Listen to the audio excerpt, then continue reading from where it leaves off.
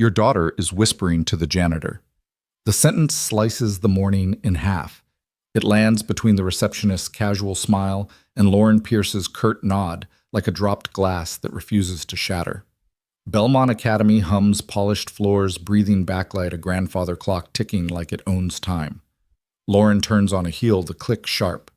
She hasn't heard her 7-year-old daughter say a single word in 11 months. What did you just say? Her voice is even edged. I mean, the receptionist stammers. Ella usually doesn't talk, but she said something to Mr. Callahan. Mr. Callahan, who, the janitor, the woman answers as if the word should come with a dustpan. Lauren is already moving, trench coat swinging. She stops at the narrow window of classroom 2B and looks in. There Ella, in a pale blue dress, curls tucked behind one ear. Cross-legged on a reading mat, she leans toward a tall man crouched beside her in gray overalls.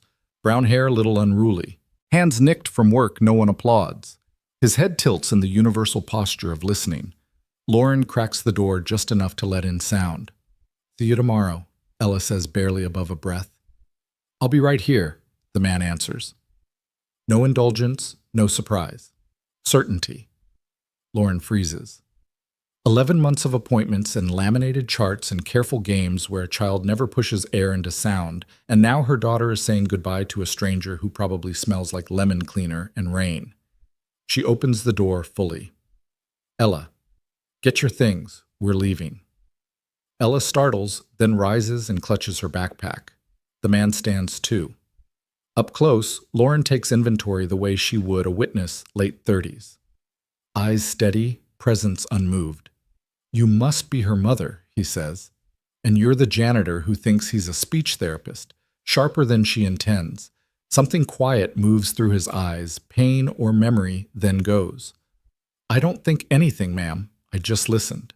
"Well," she says, "composure clicking shut next time." "Leave the listening to professionals." Ella tugs at her sleeve. "Mom." One syllable whispered, a bird landing.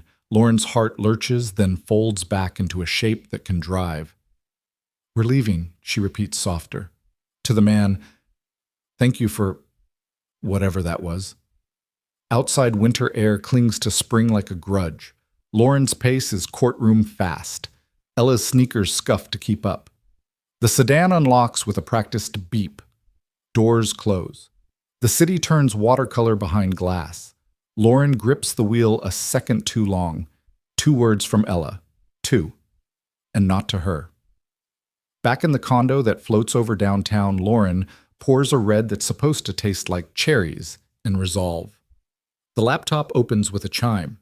Fingers hover, then type JAKECALLAHAN Belmont Academy. The staff page offers a list and a void, no headshot, just a name under facilities. She narrows the search, Jake Callahan, speech therapist, New York. An old journal article surfaces, Innovative Approaches to Selective Mutism by Jacob Callahan. MS-CCC-SLP. Conference footage. Pediatric Trauma Awards. A life built on returning voices. Then the timeline ends 4 years ago. License inactive. No scandal, no obituary. A man who coaxed sound from silence simply vanished and now mops floors at her daughter's school.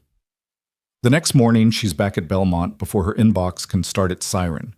She finds him in the courtyard, kneeling beside a sullen fountain wrench in one hand and focus in the other. "Mr. Callahan," she calls. He stands, wipes his hands on a rag. "Miss Pierce." "I looked you up," she says. "You were a speech therapist. A good one, apparently. Why are you scrubbing fountains at a prep school? I like quiet places." That's not an answer. A breath that almost becomes a laugh. Maybe I gave all my answers away. Now I just listen. The pivot happens in a heartbeat the moment arrogance should rise in him, but doesn't the moment her certainty should harden, but cracks instead. She crosses her arms because armor is faster than honesty. "Did you know my daughter hasn't spoken to anyone in nearly a year?" I figured, he says. I heard her hum by the music room, barely. So I fixed a loose tile and didn't say a word. Next day, she sat closer. One morning, she asked, "Do you like stories?" I said yes. She started with that. Her voice snags. He nods. Sometimes kids don't stop speaking because they're broken. They stop because no one's really listening. You have no idea what she's been through. Lauren says warning and plea braided together, the divorce, the shouting. Doors I swore would never slam. You're right, he says, meeting her eyes without trying to own them. I don't know. But I know what silence sounds like when it isn't a choice. Tears sting. She hates that they do. She is a professional, a mother, a woman who survives Tuesday mornings. Stay away from her, she says, and hears herself sound like someone about to lose something. She turns to go and carries with her a sentence like a stone in a pocket. I'll be right here. The bell rings with private school clarity chimed to reassure donors. Children surge past in curated shoes, a river of belonging. Jake kneels again to tighten a thing that leaks. Ella lingers by a column watching a small moon unsure of orbit. She doesn't wave. He doesn't beckon. He just exists in a way that permits her to exist too. That night, Lauren doesn't open a deposition. She opens a window. The city exhales. She sits on Ella's bed, which smells like laundry and crayons, and a childhood she keeps trying to litigate into safety. Do you like stories? Lauren asks, voice careful, palms empty. Ella looks up, startled by the question rather than the person. Her hand finds her mother's like it has always known the route. She nods. Lauren doesn't launch into a fix.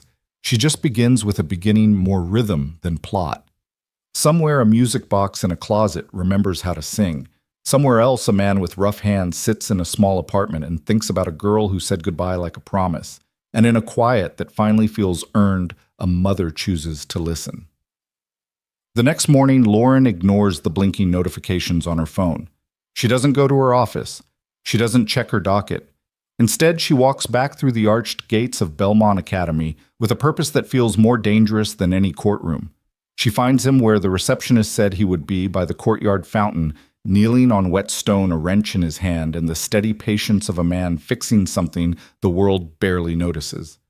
Water gurgles in uneven spurts, catching sunlight and throwing it against the red brick walls. Mr. Callahan, she calls, her voice cutting across the school's polite hum. He looks up, squinting, then stands wiping his hands on a rag tucked into his back pocket. Ms. Pierce, he says evenly, as though they'd left off on a pleasant note. I looked you up, she says, getting straight to the point. You were a speech therapist. A good one from what I saw, so why are you scrubbing fountains at a prep school? I like quiet places, he replies. No defensiveness in his tone. That's not an answer. He lets out a soft breath, almost a laugh, but not quite. Maybe I've given all the answers I had. Now I just listen. Her arms cross before she can stop them. Did you know my daughter hasn't spoken to anyone in nearly a year? I figured, he says, meeting her eyes. I heard her humming once near the music room. Barely audible. So I stayed where I was fixing a loose tile. Didn't say a word. The next day she sat closer. Then one morning she asked me, do you like stories? Lauren's breath catches. She started with that. He nods. I told her yes. The silence that follows feels heavier than the air between them. Sometimes kids don't stop speaking because they're broken, he adds quietly. They stop because no one's really listening. You have no idea what she's been through, she says, her voice firm but not cold. She saw me fall apart during the divorce. She heard things no child should hear, shouting, pleading, doors slamming. She saw her father leave and never come back. And the next morning she just stopped. You're right, he says without hesitation. I don't know all that, but I do know what silence sounds like when it's not a choice. His calm makes her bristle. She's used to arguments once she wins. This isn't an argument, it's something else. So what you think, I should just wait? Hope one day she forgives me enough to speak again. He studies her face like he's trying to hear the part of her she's not saying. What if he says slowly, she's waiting for you to stop talking and just hear her? The words hit harder than they should. Lauren feels her jaw tighten. She should turn, go back to the safety of things she can control.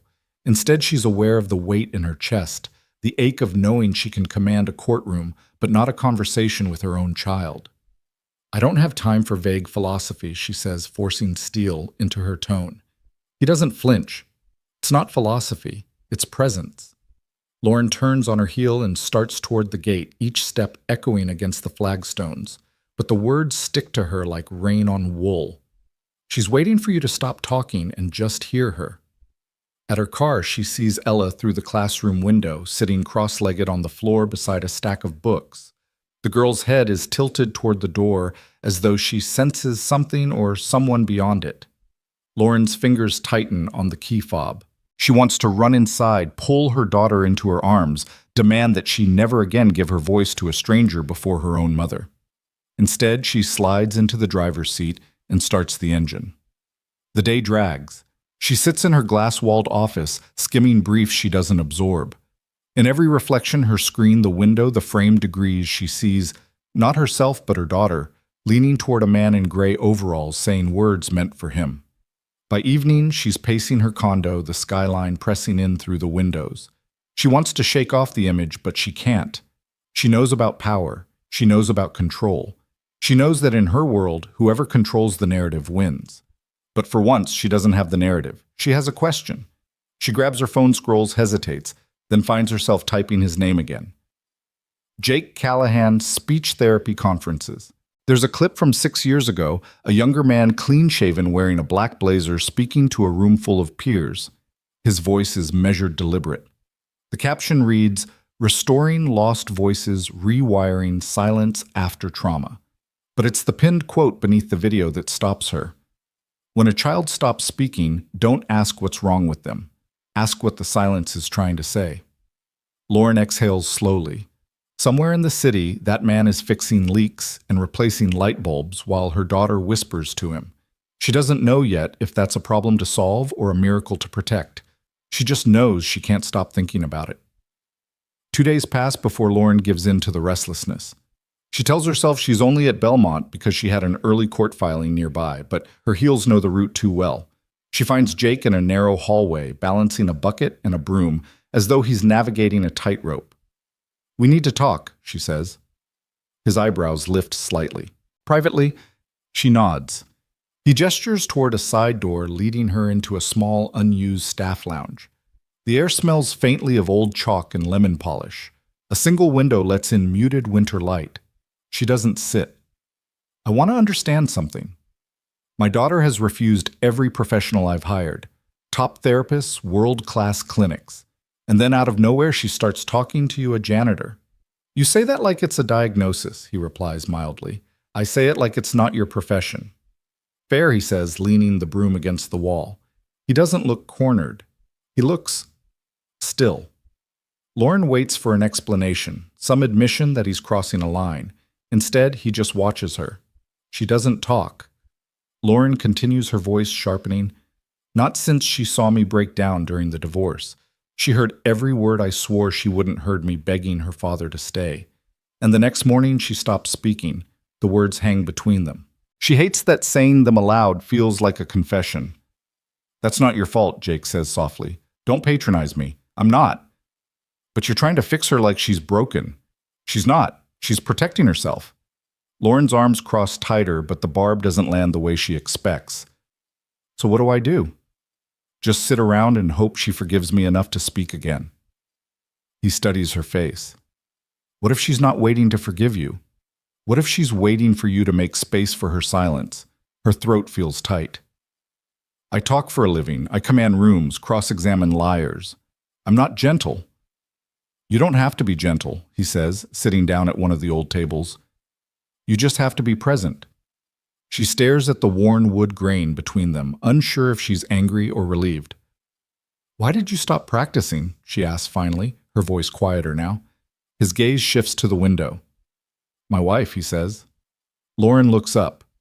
She was a singer, jazz, the kind of voice that made you close your eyes when you listened. 2 weeks after our wedding, she found a lump in her throat. By the time we caught it, the damage was done. Lauren swallows. "I'm sorry. I tried everything: therapy, experimental treatments, silent singing techniques. But I wasn't helping her heal. I was just trying not to lose her. And then one day I realized cancer didn't take her. Silence did. The room goes still. The only sound is the faint hum of the old radiator." He continues, "I walked away from the work after that. I couldn't sit across from another child trying to give them something I couldn't give the person I loved most. Lauren feels something in her chest shift. Not sympathy exactly, but recognition. The quiet shame of failing someone you swore you'd protect. She exhales slowly. Is that why you work here, to disappear partly? But then Ella sat next to me one day while I was fixing a heater. She didn't say a word, just listened. The next day she brought a book pointed to a sentence. Then she whispered, "Do you like stories?" That was her first line to you. He nods. She hasn't said it to anyone since she was 4. But it wasn't for me. It was her way of asking, will you sit with me in this silence? And I did. Lauren's hand rests against the back of a chair, the tension in her shoulders loosening just enough for her to notice it. Before she leaves, she asks, will you keep talking to her? Only if she wants me to, you. The words follow her out of the lounge into the bright hallway, where children's voices rise and fall like the tide. That night, Lauren knocks softly on Ella's bedroom door. Her daughter is sitting cross-legged on the bed, crayons scattered like tiny flags. Lauren doesn't demand eye contact or answers. Instead, she sits down beside her and says, "Do you like stories?" Ella looks up, a flicker of surprise in her eyes. Then slowly she reaches out and takes her mother's hand. No words, but maybe, just maybe, the beginning of one. The courtroom is a cathedral of control, and Lauren usually thrives in its echo. But today she's distracted. Every time opposing counsel opens his mouth, her mind flashes to the faint smile of a man crouched by a fountain and the way Ella's voice had curled around him like it belonged there. She wins the motion. Of course, Lauren always wins, but she leaves the courthouse without the usual surge of satisfaction. By the time she's back in her office, the glass walls feel like a display case for someone she no longer recognizes. She sits at her desk and pulls her laptop closer. She should be reviewing deposition notes. Instead, she types Jake Callahan Speech Therapy Conference. A half-dozen videos appear. She clicks the first. On screen, a younger Jake stands at a podium. Clean-shaven, black blazer, shoulders squared but not rigid. His voice is steady, each word deliberate, like he's carrying something fragile to its destination. When a child stops speaking, he tells the audience, don't ask what's wrong with them. Ask what the silence is trying to say. The clip ends. Lauren sits back, the words echoing in her head. They're not new words. Therapists had said variations to her before, but from him they feel different. Maybe because he's not trying to diagnose. He's trying to understand. That evening, the city glows gold against the condo's glass walls. Lauren makes grilled cheese sandwiches, simple, unpretentious, the one thing Ella will always finish. They eat at the small kitchen island, the hum of traffic seeping in from below. Ella nibbles at the crusts. Her gaze is fixed on the skyline as though the lights are speaking in a language only she knows. Did you have a good book group today? Lauren asks. Ella nods, eyes still on the window. Did Mr. Callahan say anything funny again? There's a pause. Then softly, he said, silence is like a blanket, but you still get cold if no one's under it with you. Lauren's breath stills. The sandwich in her hand feels suddenly heavy. She studies her daughter's face, the faint shadows under her eyes, the way her mouth presses into thought. What do you think that means? Lauren asks carefully. Ella shrugs, but her voice is quiet and certain. I think he means it's nicer when someone sits with you. Lauren nods slowly, but her mind is far away back in a dusty lounge, hearing him talk about a singer who lost her voice, and in the courtyard where water dripped from a fountain, and he said he'd just been listening. She doesn't know yet if she trusts him. She's not even sure she trusts herself in this. But she can't deny that her daughter, her silent, careful daughter, is speaking again, and the words are about him. Later, when Ella is asleep, Lauren stands at the balcony wine glass, untouched in her hand. The city hums beneath her feet. She thinks about blankets, about silence, and about a man who seems to understand both better than she does. Her phone is on the counter behind her.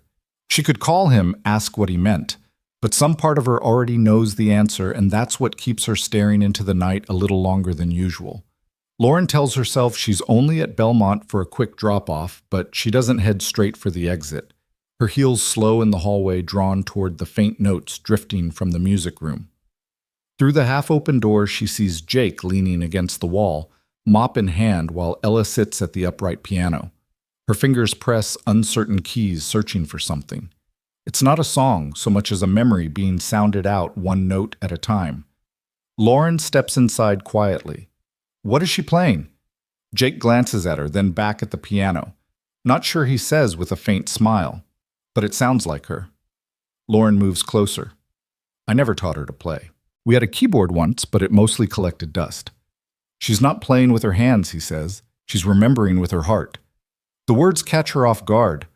I'm not sure I know how to do that, she admits before she can stop herself. You will, he says. Most people wait for children to perform. Ella's just asking to be heard. Minutes later, Ella emerges, a small folder of sheet music clutched to her chest.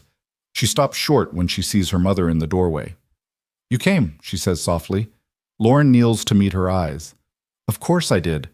Ella glances over her shoulder at Jake, who gives her an encouraging nod. Can we go to the park, she asks. The one with the lake.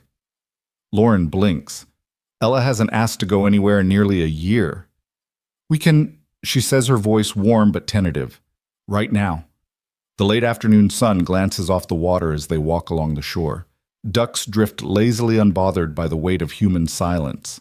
They find a bench, and for a while Lauren doesn't speak. She doesn't know if she's supposed to. Why did you stop listening to music? Ella asks suddenly. Lauren turns toward her. What do you mean? After Dad left, Ella says, the house got so quiet, but not the kind you like. Lauren exhales. I didn't want to hear songs that reminded me of who we used to be. Ella looks down, fidgeting with the hem of her dress. I thought maybe it was because of me. The words hit like a stone dropped in deep water. No, Lauren says firmly, cupping her daughter's cheek. Sweetheart, it was never you. I was trying to be strong. I thought silence meant I was holding it together. But sometimes, Ella murmurs, it felt like you disappeared with him. Lauren closes her eyes. It's the kind of truth that lands without malice but leaves a mark. I'm sorry, she whispers. I didn't mean to leave you in the quiet. That night back at the condo, Lauren finds herself digging through the hallway closet. Boxes of holiday decorations, old trial binders, a dusty Bluetooth speaker, and at the bottom, a small velvet box. She opens it to reveal an old wind-up music box, silver-edged, its lacquer worn smooth. She winds it slowly, and the soft melody spills out. Ella appears in the doorway, her eyes wide. That's it, she says. That's what I was trying to play on the piano. I remember it from bedtime, before everything got quiet. Lauren kneels, the tune wrapping around them both. I didn't know you still remembered that sound. Ella looks at her for a long, quiet moment. I remember everything. Lauren pulls her close, the music box between them, the notes fragile but steady, just like the space they're starting to rebuild.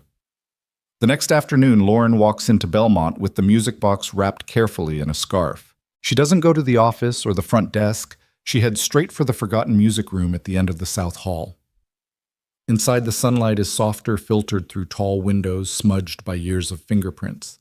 A few old instruments line the walls, a violin with one string missing a drum, with a dent in its side, the upright piano with its keys worn to ivory shadows. Jake is already there, sitting beside Ella at the bench. Her feet don't quite reach the floor, swinging gently as she studies a piece of sheet music. Lauren clears her throat, and both heads turn. I brought something, she says, unwrapping the scarf. The music box gleams faintly in the dusty light. Ella's eyes widen. That's it? I thought you might want to learn the whole song, Lauren says. Jake smiles faintly. We can do that. He sets the music box on top of the piano and winds it once. The melody threads through the room, delicate and uneven, like a voice still warming up after too long in silence. He leans toward Ella, pointing to the keys. Each note is like a word he tells her. You don't have to rush it, just feel it. Lauren takes a seat on a nearby bench. For once, she doesn't analyze the moment, doesn't try to catalog it for later. She just listens to the faltering notes, the scrape of the bench, as Jake shifts beside Ella, the small exhale her daughter makes when she gets a phrase right. Something inside her unclenches. When the practice ends, Ella traces her fingers over the music box, almost like she's making sure it's real. Jake closes the lid gently. Same time tomorrow, Ella nods, a shy smile tugging at her mouth. As they walk back toward the parking lot, Lauren falls into step with Jake.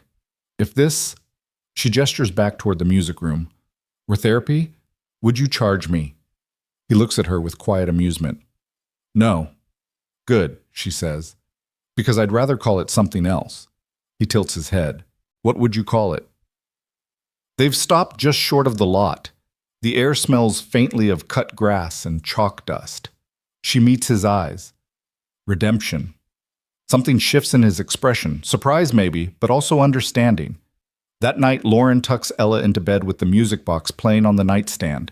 She kisses her daughter's forehead, but instead of turning it off once Ella's eyes close, she leaves it running. The melody drifts into the hallway down the stairs and into the living room, where Lauren sits with a cup of tea gone cold. She doesn't care. She lets it play. In another part of the city, Jake leans against the doorframe of his small apartment, listening to the quiet. For the first time in years, it doesn't feel like a wall. It feels like a room he's allowed to walk out of. The long table in Belmont Academy's library gleams under pendant lights, polished to the point where you can see your own hesitation reflected back. Lauren sits at one end, spine straight, the measured poise of a trial attorney who knows she's walking into crossfire. Across from her, the parent advisory board members shuffle papers they clearly don't need. At the head is Mrs. Callahan, pearl necklace, perfect posture, and a voice as smooth as sanded wood. We've received several concerns, Mrs. Callahan begins, regarding unorthodox behavior. Unsupervised time between students and custodial staff. Lauren doesn't blink. You mean Jake Callahan? A pause. Yes. Mr. Callahan, has there been a complaint from my daughter?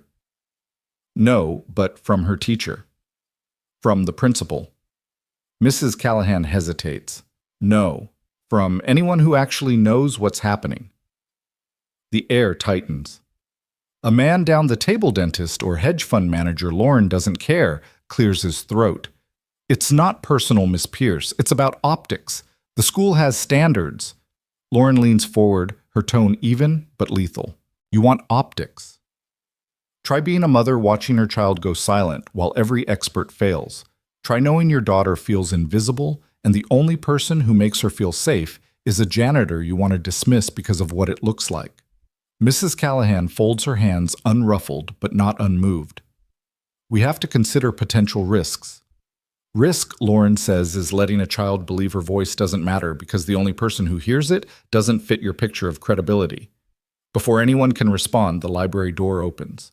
A secretary leans in, whispers to Mrs. Callahan. The pearl necklace stills against her throat. There's been an incident in the common area, she announces. 2 students had a disagreement. Lauren is already on her feet. Is it Ella? I believe so. The hallway outside is buzzing, students frozen, mid-whisper, teachers moving quickly, a security guard holding back the crowd. Lauren's pulse hammers as she reaches the glass-walled commons. Inside, Ella stands beside an older girl clutching her cheek. Ella's fists are clenched, her face pale, but it's the sound that freezes Lauren. I said, stop. Ella says loud and trembling. You pushed my book off the table. I asked you to stop 3 times. You didn't. The other girl stammers. It was just a joke. You knew it wasn't. Ella snaps. You know I hate it when people touch my things without asking. The principal steps forward, but Lauren is already inside. She crouches beside her daughter, resting a hand on her shoulder. I heard you, she says quietly. Every word. Ella's eyes shine not with tears, but with something fiercer. She didn't listen, so I made her hear me. Lauren pulls her close. I'm proud of you. Back in the library, Mrs. Callahan begins, I believe this changes things. No. Lauren interrupts, standing tall. This reveals things. Ella didn't just speak, she advocated for herself, because someone gave her permission to believe her words were worth hearing. If you remove Jake Callahan, you won't just silence a janitor. You'll silence every kid like her. So make your choice knowing who you're choosing not to listen to. She leaves before they can answer the echo of her heels, a verdict in itself. Evening settles over Belmont in muted shades of gold and gray. The parking lot is almost empty when Lauren steps out of her car and heads for the custodian's closet tucked behind the gym. The hallway smells faintly of floor wax, an old paper school scent that somehow feels steadier than her own condo. She knocks once. The door opens to Jake's shirt sleeves, rolled hair, slightly tousled, a pencil tucked behind his ear. "I heard," he says softly. "You always do," she replies. Her voice is warm but edged with something raw. "She spoke today. She roared." A flicker of a smile touches his mouth. That's the most powerful use of language when it protects. Lauren leans against the doorframe. For a moment she studies him the way she does a witness she can't decide is hostile or invaluable. You've spent so long helping other people be heard, you've forgotten you have something to say too. He tilts his head. Like what? She steps a little closer. Like how you feel about this place, about her, about me. His gaze holds hers for a beat before drifting away. I feel like I've been standing in a hallway between the past and the future, and today for the first time I didn't want to go back. Her voice drops. Then don't. Jake leans back against the frame, the faintest trace of surprise in his eyes. You make it sound easy. It's not, she admits. But you're the one who told me silence can protect. Maybe now it can carry you forward too. For a while neither of them speaks. The quiet isn't heavy, it's safe. When she turns to leave, Jake calls after her. Lauren. She pauses. Ivy didn't need fixing, he says. She just needed someone who remembered what it's like to lose their voice. Her throat tightens. And you, I needed to matter without saving anyone. She nods slowly, understanding more than she expected to. Maybe that's what we're both learning. As she walks back through the dim corridor, Lauren feels the difference in her steps. For months, she's been walking away from things, her ex, her guilt, her daughter's silence. Tonight, she realizes she's walking toward something, and she's not doing it alone. Lauren starts showing up in places she never used to, small, unannounced appearances that don't fit neatly into her calendar. One rainy Tuesday, she waits outside the music room with 2 paper cups in hand. When the door opens, Jake steps out, surprised. I thought you drank espresso, he says. I've downgraded, she replies, passing him the coffee. Trying to be less sharp. He smirks faintly. You're not sharp, Lauren. You're armored. There's a difference. She doesn't answer right away, just follows him down the hall toward the courtyard benches. The air smells like wet stone and pencil shavings. Students drift past, their chatter fading as the two of them settle onto the cold wood. This is strange, she admits. Talking without an agenda. That's how you know it matters, he says, sipping from his cup. Lauren studies him. I used to think words were weapons. Now I'm wondering if they're actually bridges, and I just never crossed them. He nods slowly. My wife used to say the most powerful part of a conversation isn't the sentence, it's the silence between them. The mention of Marina lands gently now like a note in a familiar song. You miss her, Lauren says quietly. Every day he answers, but there's no collapse in his tone. I don't live in the missing anymore. I live in the remembering. They sit in the drizzle a while longer, watching raindrops ripple across the fountain pool. Later that week, Lauren finds a small package outside her office door. Inside is a second-hand copy of The Velveteen Rabbit, its spine-worn pages slightly yellowed. A sticky note rests inside the cover. Because real things can't be ugly, they're just loved differently. Ella told me this last night. Thought you should know. Jay. She flips through the book slowly, fingers tracing over the lines. She hasn't read it since she was a child, but she remembers the ending. Once you are real, you can't become unreal again. It lasts for always. That evening, she sits with Ella on the couch, the book open between them. Want me to read to you? She asks. Ella leans against her, nodding. As Lauren reads, she glances at the music box on the table, at her daughter's steady breathing, at the rain streaking the glass beyond. She doesn't need to fill the space with more words. The story is enough. The company is enough. And for the first time in years, the quiet feels like home. Spring light filters through the tall windows of Belmont's library. Soft and honeyed dust motes drifting like slow confetti. At a corner table, Ella sits with her legs tucked under her chair, pencil poised above a blank sheet of paper. The assignment at the top reads, Who is your hero? Lauren arrives earlier than usual, her heels muted on the carpet. She's taken the rest of the week off a first in longer than she can remember. Jake meets her at the entrance. She's in the library, he says before she can ask. Of course she is, Lauren murmurs. I think she's writing something important, he adds. Lauren smiles faintly. She always is. But before she can move away, he touches her sleeve lightly. She watches you, you know when you're not looking. When you walk in, she straightens her back, sits taller. She wants to be worthy of being seen by you. Lauren's throat tightens. I never meant to make her feel that way, I know. But sometimes even love wears armor. When Lauren approaches, Ella glances up. Can I sit? She asks. Of course, Lauren says, folding her hands in her lap.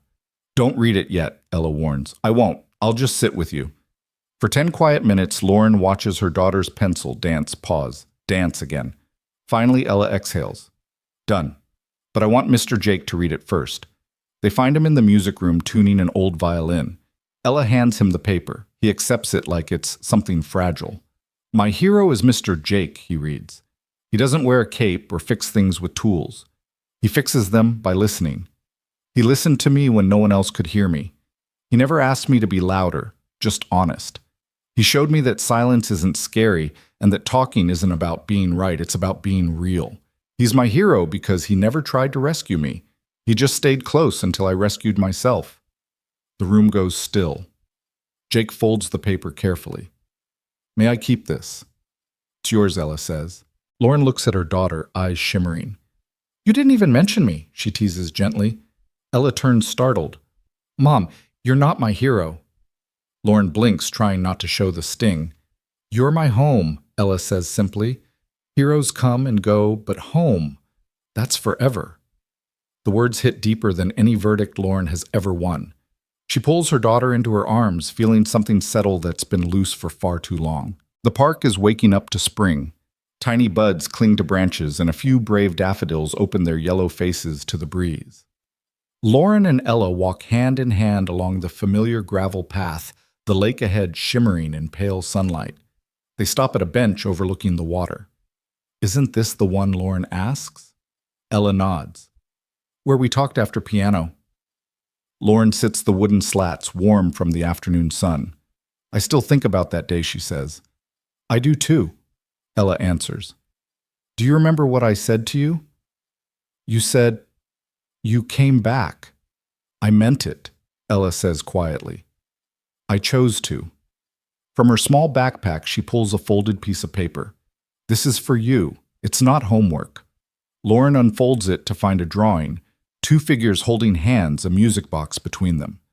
Musical notes float out, but instead of notes, they're hearts. Above it, in careful block letters, love doesn't always sound like a song. Sometimes it sounds like someone who stayed. Lauren feels the tears before they reach her eyes. Not the courtroom kind she can blink away, but the quiet kind that belong entirely to her. At the same time across campus, Jake is in a small classroom rearranging chairs into a circle. On the chalkboard, he's written, "Tell it how you feel it, even if it's quiet." It's the start of a pilot program, part music, part conversation for kids who need a safe place to use their voices. No media, no ribbon cutting, just 10 children, 2 old instruments and a music box on the piano. Later, when Lauren stops by to see the setup, she catches him wiping chalk dust from his hands. It's a good idea, she says. He shrugs lightly. It's not about ideas, it's about space. They just need somewhere they can speak without having to prove anything. You think it'll work? I think it already has. That evening, he shows up at her apartment with something wrapped in brown paper and tied with string. This is for Ella, he says. She unwraps it slowly, an old leather-bound notebook. Its pages lined with hand-sketched music notes and personal markings. This was Marina's, wasn't it? Lauren asks. He nods. The last thing she wrote in before she lost her voice. I thought Ella might want to make it hers. Lauren's fingers trace the worn cover. You're giving this away, I'm passing it on.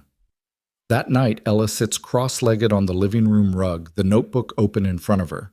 Jake shows her how to read the scrawled notations explaining each mark with the patience of someone who knows music is more than sound, it's memory. From the couch, Lauren watches them, feeling as though the three of them are playing the same song now, even if none of them has named it yet. The end-of-year ceremony at Belmont fills the auditorium with a warm hum of voices. Folding chairs line the polished floor, stage lights bathe the red curtain in a soft glow. and parents lean forward with cameras ready. But near the front row, Ella sits with a folded piece of paper in her lap, her shiny black shoes swinging just above the floor. Backstage, Jake crouches beside her. "You don't have to read it all," he says, gently. "Just the parts that feel true today." Ella bites her lip. "What if I forget?" "Then speak from where it still lives inside you," he says. "That's where the best words come from." She nods, then turns to her mother. "Will you be where I can see you?" Lauren kneels so their eyes are level. "I'll be front row. I'll never not be where you can see me again." The principal takes the stage, offers thanks and applause, then announces something new. For the first time, our closing speech will be given by a student whose journey reminds us that finding your voice isn't about being the loudest, it's about speaking when it matters. Please welcome Ella Pierce. Ella steps into the light. For a heartbeat, the room holds its breath. She scans the crowd until she finds Lauren, then Jake, in the wings. She unfolds her paper and begins. "Hi. I used to be quiet, not because I had nothing to say, but because I didn't know if anyone wanted to hear it. Then someone did. He was the janitor. He didn't ask me to speak. He just stayed. And somehow, that made me want to." The room is utterly still. My mom is here too. She's a lawyer, a very good one. For a while I thought she only listened in court, but now she listens in the car at bedtime in the quiet. Sometimes when she doesn't know what to say, she just holds my hand. That's even better. Ella glances down at her notes, then folds them closed. I learned that voices are like music. They don't all sound the same. Some are loud, some are soft. Some stay hidden for a long time. But when they come out, they deserve a place to land. Thank you to Mr. Jake for giving my voice a place to land. And thank you to my mom for giving it a place to grow. I'm not afraid to speak anymore because I don't have to be perfect. I just have to be me. When she finishes, the applause is not a roar but a reverent swell, as though no one wants to break the spell she's cast. Jake doesn't bother to hide the wetness in his eyes. Lauren stands, her smile breaking open with pride. Backstage, Ella runs first into Jake's arms. "You did it," he whispers. "You said I would," she replies. Lauren joins them, wrapping her daughter close. "You didn't just speak, sweetheart, you moved an entire room." Ella looks between them. "Can we get pancakes now?" Jake laughs. Now that's a proper ending. Outside, the summer air is golden and free. They walk toward the parking lot together, hands linked. There are no speeches now, no stage lights, just the kind of silence that feels full instead of empty. As they reach the car, Ella tilts her head. "Are we a story?" Lauren smiles. "We're the story." Jake nods. And the best part is, we're still writing it. Some stories begin with a voice. Others begin with silence. But the ones you remember forever are the ones where someone finally listens. Your thoughts help us create stories that matter. And if you'd like more powerful healing stories like this, don't forget to subscribe to the channel, hit the bell icon so you never miss a new episode. And most importantly, share this video with someone who needs a little hope today. Thank you so much for spending your time with us. We see you, we hear you, and we're honored to tell these stories for you.